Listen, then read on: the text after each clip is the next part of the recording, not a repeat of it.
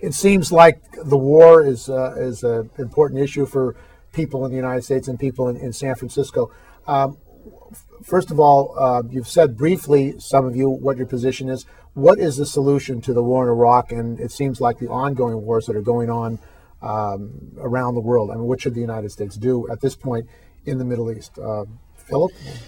The United States has gotten itself in a situation where we're controlling a large portion of the world.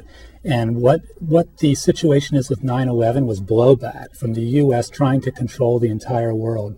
George Washington laid out the foreign policy the United States should have in a speech in Annapolis, Maryland, when he finished his presidency. And he said that the United States should be neutral in all affairs.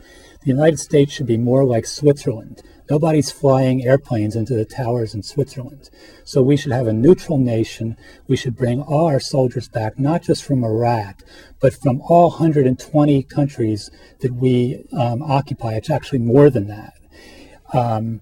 And if we did that and we concentrated on our own defense at home and on not stealing from our people with taxes and with inflation, we could have a beautiful country that, like George Washington said, could be an example to the world of how freedom works. Okay, thank you. And Mike?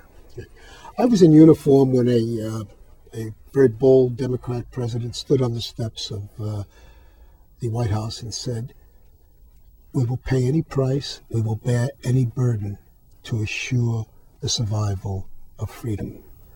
And today, we are paying prices and we are bearing burdens because freedom is at stake. And Ronald Reagan, who was the architect for the decline of the Soviet threat, said basically the same thing when he said freedom is only one generation away from extinction and every generation must be prepared to defend it. That's what we are doing today. It is necessary.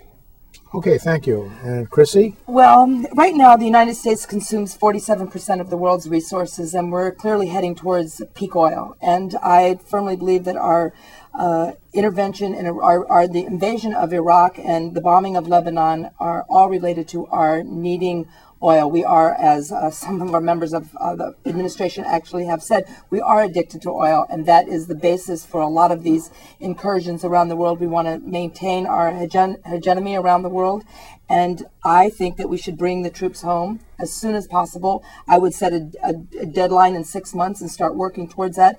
And if we gave the Iraqis half of the $1.5 trillion that we have spent destroying their country, if we gave half of that to them, I think that they would be able to figure out pretty soon the problems that they have there, that they would figure out the struggles between the Sunnis and the Shiites. They would try to come to some agreement because they would have the resources to rebuild their country. And I think they're all operating out of fear that there is nothing there. There is a destroyed infrastructure. There are U.S. military everywhere. There's death and destruction, and there is a great fear that there's not going to be any money to rebuild the country. And if you could give them the money, that they would figure out a way to get out of this.